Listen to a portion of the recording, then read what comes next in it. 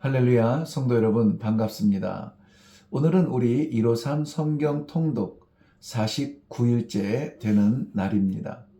오늘은 우리 책갈피가 좀 활용을 해야 되는데요. 먼저는 시편을 한 편 읽고, 그리고 사무엘하 5장을 읽고, 그 다음에 역대상 11장 이후의 내용을 읽고요. 마지막으로 시편으로 돌아와서 몇 편의 시를 보게 됩니다. 연대기 순으로 읽는다는 이 통독의 특성이 그렇습니다. 각 시대마다 사람에 따라서 이 찬양의 내용과 또 그 시의 배경이 있을 텐데요. 그것을 따로 모은 것이 시편이기 때문에 이 시편은 연대기에 따라서 다윗의 시대의 다윗의 시, 심지어는 모세가 기록한 시도 우리 보지 않았습니까? 이렇게 해서 시대에 따라서 같이 이해를 돕기 위해 함께 보고 있습니다. 우리는 먼저 시편 104편을 읽겠습니다. 시편 104편을 펼치시고요. 내 영혼아 여호와를 송축하라. 너무나 유명한 말씀이죠. 이 말씀이 104편의 중심 선포가 될 것입니다. 1절부터 24절의 내용을 담고 있는데요. 내 영혼아 내 하나님 여호와를 송축하라. 이 명령의 이유는 뭐냐면 바로 나 자신이 하나님께서 지으신 만물 가운데 하나고, 또 만물이 하나님의 그 지으신 솜씨를 찬양하지 않을 수 없기 때문에 그렇습니다. 우리는 강조하는 대로 이사야서 43장 21절 말씀대로 이 백성은 내가 나를 위하여 지었나니 곧 나의 찬송을 부르게 하려 함이니라. 하나님께서 그의 백성을 지으신 이유를 분명하게 말씀하고 있습니다. 그 이유는 무엇이냐? 나의 찬송을 부르게 하려 함이라. 성도의 존재의 의미는 하나님의 찬송을 부르는 것입니다. 특별히 24절을 보면 만물은 주께서 지으신 것을 선포할지어다. 주께서 지으신 것을 선포하라. 이것은 무슨 말이냐면은 내가 짓지 않았다는 거예요. 내가 만들지 않았다. 내가 뭔가 할 수 있었다. 내가 뭔가 했다. 말할 수 없이 아예 이 우주는 만물은 주께서 지으셨다. 이렇게 못을 받고 있습니다. 그렇기 때문에 창조주의 지으신 모든 것은 자연히 그 이름을 부르고 자연히 그에게로 나아가고 자연히 그를 찬송하게 되는 것입니다. 누군가 내 이름을 부른다는 것은 나를 그 사람으로 인정하는 것 아니겠습니까? 길을 가는데 누가 목사님 하고 나를 부르면 누군가 나를 목사님으로 알아보고 이름을 부르는 거예요. 그렇다면은 여호와의 이름을 부르기를 주저하지 마십시오. 여호와의 이름을 아버지라 부르는 것을 부끄러워하지 마세요. 찬양 받으시기에 합당하신 나의 하나님, 나의 여호와, 나의 아버지시여. 그렇게 다시 마지막 절에서는 내 영혼아 여호와를 송축하라 할렐루야로 결론을 짓고 있습니다. 전형적인 수미 쌍관법, 즉 오프닝과 클로징이 시작할 때의 문장과 끝날 때의 문장을 같이 동일하게 외침으로 말미암아 이 시편의 가장 중요한 목적이 어디에 있는지를 이렇게 나타내는 문학법이죠. 그래서 시작과 끝을 동일하게 기록하는 기법인데요. 자, 우리 영혼이 여호와를 송축하는 그러한 날이 되기를 바랍니다. 사무엘하 5장입니다. 네, 펼치셨으면은 사무엘하 5장의 내용은 다윗의 나이 30세에 왕이 돼서 40년을 다스리는데요. 헤브론에서 유다의 왕으로 7년 6개월을 작은 군주로 지내게 되죠. 왕의 이름이지만 그리고 나서 유다와 이스라엘의 왕으로 전체 왕으로 33년을 다스리게 됩니다. 왕이 된 다윗을 대면하는 사람들이 있는데요. 먼저는 다윗에게 기름을 부어 왕을 세우는 모든 장로들과 백성들입니다. 그리고 두 번째는 왕의 입성을 거부하며 저항하는 여부스 사람들입니다. 여부스 사람들은 예루살렘에, 그러니까 가나안 땅에 이스라엘 백성들이 들어오기 전에 예루살렘 지역에 살던 사람들이죠. 본토 사람이라고 생각하면 쉬운데요. 그들이 이 자기네들을 다스리려고 왕으로 입성하는 이 다윗에 대하여 반대, 저항하는 것이죠. 그 다음에 세 번째는 왕의 기세를 꺾으려고 전쟁을 일으키는 가장 가시와 같은 존재들입니다. 블레셋 사람들입니다. 그렇지만 그들 가운데에서 10절 말씀을 보면 만군의 하나님 여호와께서 함께 계시니 다윗이 점점 강성하여 지니라. 네, 다윗의 주변에는 그를 세우는 장로들과 백성들도 있고, 그를 반대하는 그런 여부수 사람도 있고, 그와 싸우려고 하는 블레셋 사람도 있고, 온갖 사람들이 둘러싸고 있지만, 그러나 다윗에게는 만군의 하나님 여호와가 함께 하셨습니다.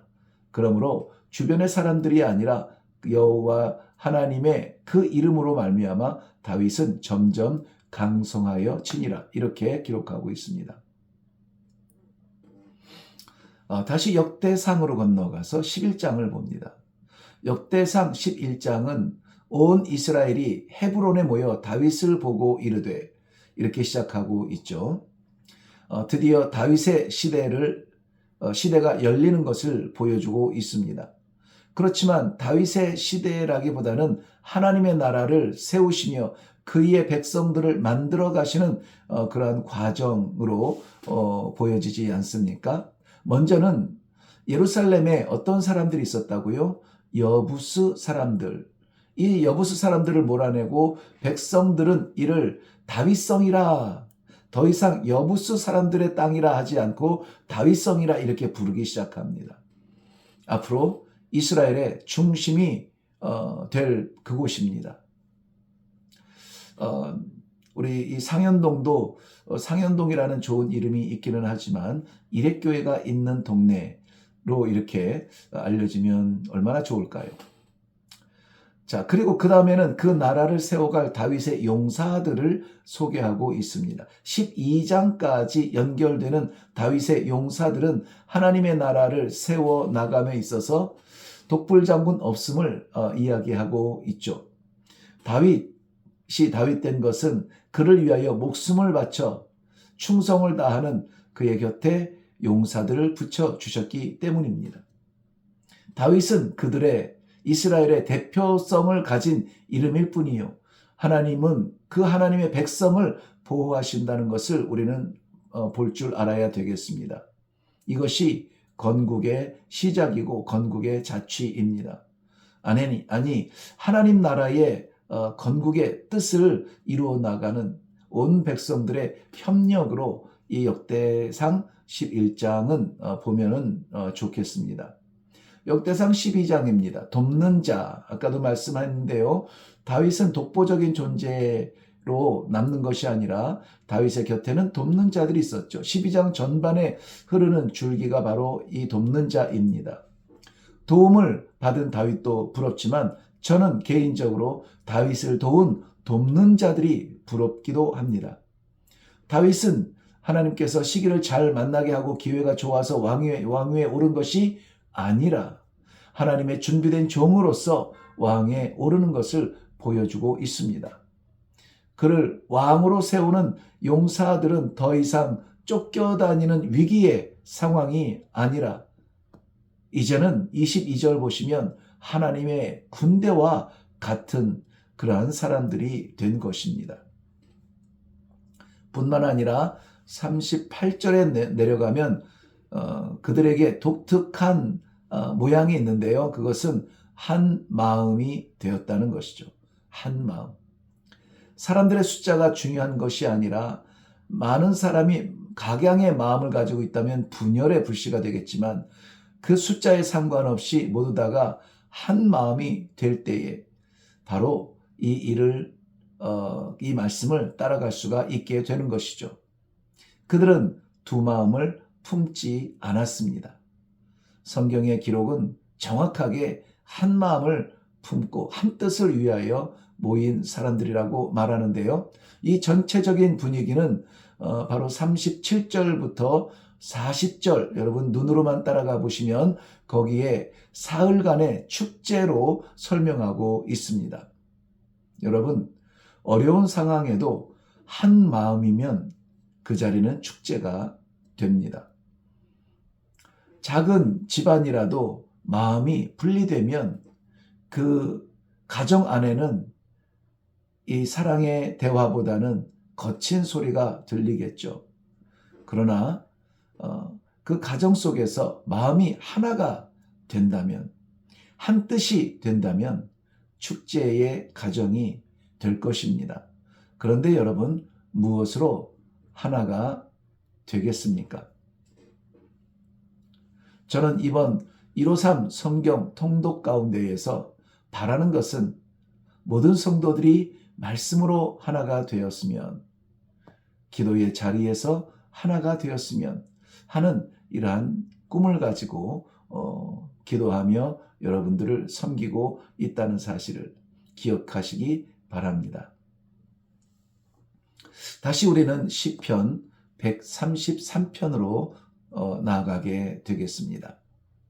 시편 133편, 형제의 연합과 동거함을 하나님께서 기뻐하신다. 동거한다는 것은 함께 산다는 의미도 있지만은 함께 마음을 합한다는 그러한 마음이죠. 그러한 뜻이죠. 그래서 하나님께서 기뻐하시는 것은 그의 자녀들이 한 마음으로 동거하는 것을 기뻐하십니다. 왜냐하면 저들은 한 마음으로 합력하여 하나님의 아름다우신 선을 이룰 수 있기 때문입니다. 저는 참 많이 보았습니다. 사람의 많음과 적음의 숫자에 있지 아니하고 작은 그룹 안에서도 나누어지고 분리되어지고 구별될 때에 그 안에서 언성이 높아지고 소리를 지르고 믿음의 공동체 안, 교회 아닌데도 불구하고 자기를 주장하는 그러한 안타까운 현장들도 보았습니다. 물리적으로 서로 막아내고 싸워내는 그러한 안타까움도 보았죠.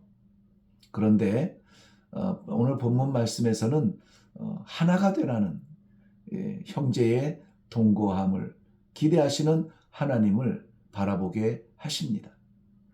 갈릴리와 요단강을 채우고 사해 바다가 마르지 않도록 흘려 보내는 물에 공급하는 헐몬산,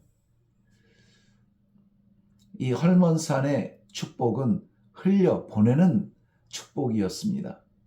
그러므로 말미암아 흘려 보내는 축복의 사람들이 바로 그 물을 마시고 그 영향력으로 또한 다른 일을 품을 수 있는 그러한 도전을 받기를 바랍니다. 시편 106편입니다. 시편 106편은 조금 자세하게 우리가 말씀을 나눠보면 할렐루야로 시작하고 있죠. 할렐루야로 시작하는 그 시편은 뭔가 우리를 긴장하게 합니다. 바로 여호와의 권능으로 구원하신 그의 백성들, 항상 그 구원받은 백성들이 구원받은 삶에서 누리기를 원하는 그런 기대가 있습니다. 할렐루야, 단 네 글자지만 이것은 쉬운 말이 아니죠. 아무나 부를 수 없는 말이에요. 세상 사람들이 할렐루야 하면은 그것은 반드시 조크이거나 조롱하는 말입니다. 그러나 성도가 할렐루야 할 때는 하나님을 찬양하는 믿음의 표현이 되는 것입니다. 그렇지만 성도 여러분, 6절 말씀에 보세요. 하나님을 찬양하며 할렐루야 했던 그 심령들이 어떻게 됩니까? 갑작스럽게 백성들의 배신의 내용을 기록하고 있습니다. 7절 이후에 구체적으로 보는 내용은 홍해 앞에 쫓아오는 애굽 군대를 보고 이스라엘 백성들은 하나님의 구원을 의심합니다. 16절 이후의 내용에 보면은 하나님께서 세우신 그러한 질서를 무시하게 됩니다.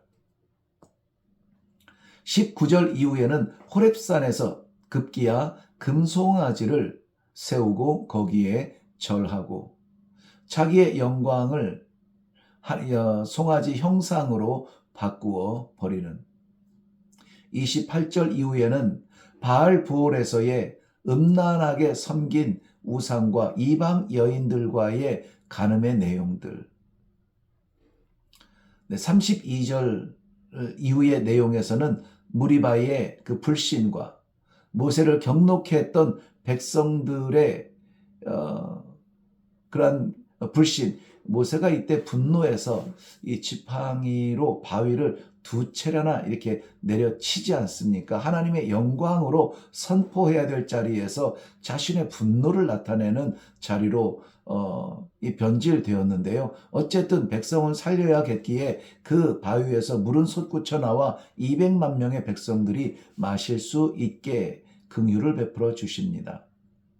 이것을 보면은 사사기의 역사의 패턴을 그대로 닮아가고 있는 것처럼 보이는데요. 하나님에 대하여서 반역을 하고 그 원수의 하나님께서 채찍으로 몽둥이로 이방 원수들을 세워서 이렇게 대적하게 하고 백성들은 화들짝 놀라서 하나님 앞에 잘못했습니다. 회개하고 하나님은 긍휼의 마음으로 저들을 용서하시고 배부른 저들은 또다시 반역하고 이러한 역사의 수레가 돌아가고 있습니다. 여러분 48절을 보세요. 48절은 이 시편을 시편의 그 후반부를 결론을 짓는데요. 바로 찬양을 권면하면서 이 시를 끝내고 있습니다. 찬양, 우리가 마음껏 불러도 다 표현할 수 없는 아버지의 영광입니다. 그런데 우리는 될 때만 찬양하고 안 될 때는 불평하는 반쪽짜리 반응이 아니라 전적으로 날마다 어떤 자리에서든 찬양하는 백성들이 되기를 바랍니다. 시편 107편입니다. 시편을 전체 5권으로 구별할 때에 시편 106편이 제4권의 결론이었죠. 하나님을 찬양하라. 그 다음에 이 107편부터가 마지막 5권째의 첫 부분인데요. 찬양하라. 이와 더불어서 무엇보다 아름다운 권면을 하는데요. 감사하라는 것입니다. 이 찬양과 감사는 이 벽에 공을 튀기듯이 찬양을 하며 감사가 돌아오는, 감사를 하며 찬양이 돌아오는 이러한 떼어놓을 수 없는 부분인데요. 감사의 배경으로는 여러분 4종류를 예시하고 있습니다. 먼저 첫 번째는 4절부터 9절인데요. 광야 사막길에서 나그네 되었을 때 우리가 감사할 수밖에 없는 일들이 일어났죠. 그 다음에 10절부터 16절의 내용을 보면 우리가 포로되었을 때 매임 중에서 감사할 수 있는 내용이 기록되어져 있습니다. 그 다음에 17절부터 22절까지의 내용에는 육신의 질병 가운데 그러한 고통 중에 매여 있을 때 감사하라고 말씀하고 있죠. 마지막 네 번째는 23절부터 32절까지의 내용을 보면은 폭풍우가 몰아치는 바다에서 아무것도 의존할 수 없는 그 바다에서 건져주신 하나님께 감사하라. 이렇게 모든 고난 중에서 부르짖을 때에 하나님은 반드시 응답하실 것이고 33절 이후에 42절까지는 변함없으신 응답하여 주시는 그런 하나님의 사랑을 기록하고 있습니다. 이것이 우리의 형편과 상황을 초월하여서 하나님께 감사하며 찬양해야 되는 우리의 책임이고 사명이고 목적인 것을 기록해주고 있습니다. 이 통독의 기회를 통해서 우리의 영적 체질이 이렇게 바뀔 수 있도록 여러분을 위해 기도합니다.